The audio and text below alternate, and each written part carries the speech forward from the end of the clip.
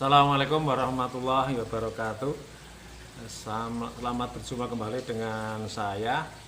Sebagaimana biasa, selain materi akan saya urutkan dengan gamblang dari awal hingga akhir, tapi di sela-sela itu juga saya akan mengakomodir pertanyaan dari netizen ya.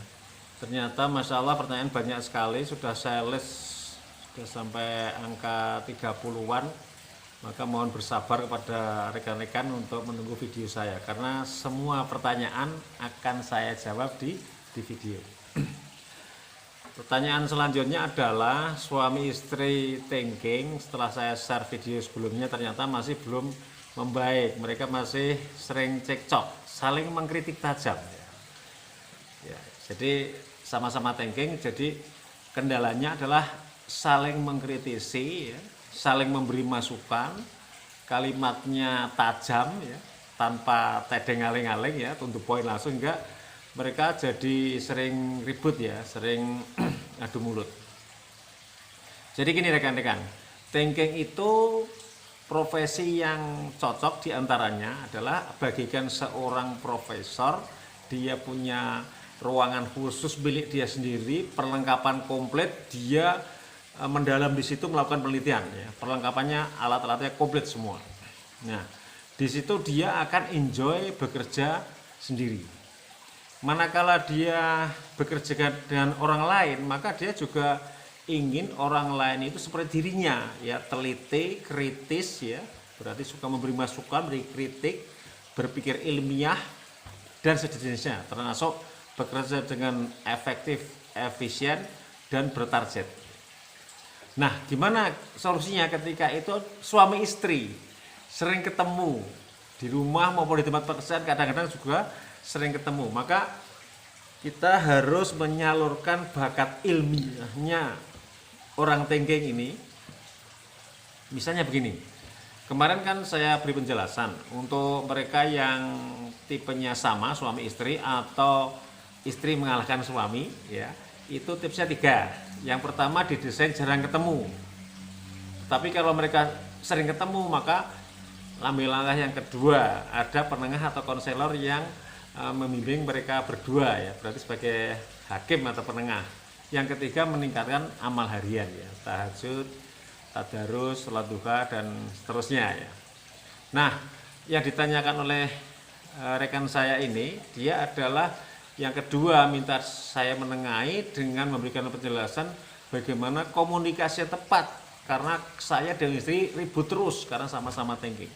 Maka silahkan salurkan bakat alami Anda, suami dan istri, untuk melakukan penelitian seperti seorang profesor tadi. Contoh nih, misalnya istrinya punya usaha sebuah perusahaan kecil, misal contoh ya, buat roti misalnya gitu ya. Suaminya yang memasarkan. Jadi mereka bergerak, bekerja dalam perusahaan sama, ya sebuah home industri yang sama, sehingga mereka sering ketemu, sering diskusi.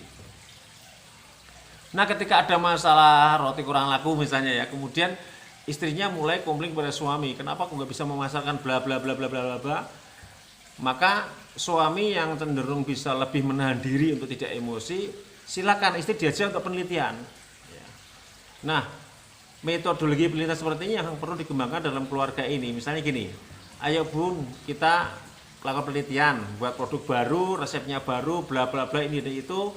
Kita buat 5 biji dulu aja, 5 biji kita berikan kepada tetangga, saudara untuk dicicipin, enak enggak? Setelah mereka bilang enak, kita buat 20 ya. 10 dicicipi oleh orang yang lain, yang 10 kita pasarkan. Setelah bagus kita buat 50. Mungkin yang dicicipi 20, yang 30 kita pasarkan. Bagus, produksi 100 biji, pasarkan semua. Setelah pasar menerima, baru produksi massal. Nah, ketika kedua thinking suami istri ini diberikan rangsangan kegiatan yang nuansanya penelitian, insya Allah mereka akan rukun. Karena mereka mencurahkan kekritisannya itu untuk hal yang positif, yaitu memajukan usaha mereka.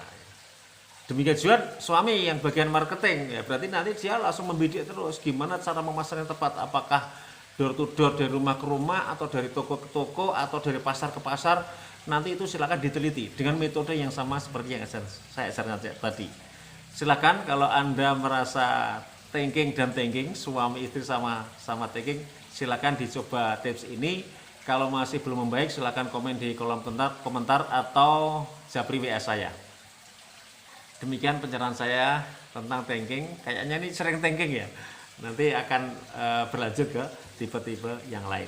Demikian sedikit tips pagi dari saya. Saya Swain Abdillah. Assalamualaikum warahmatullahi wabarakatuh.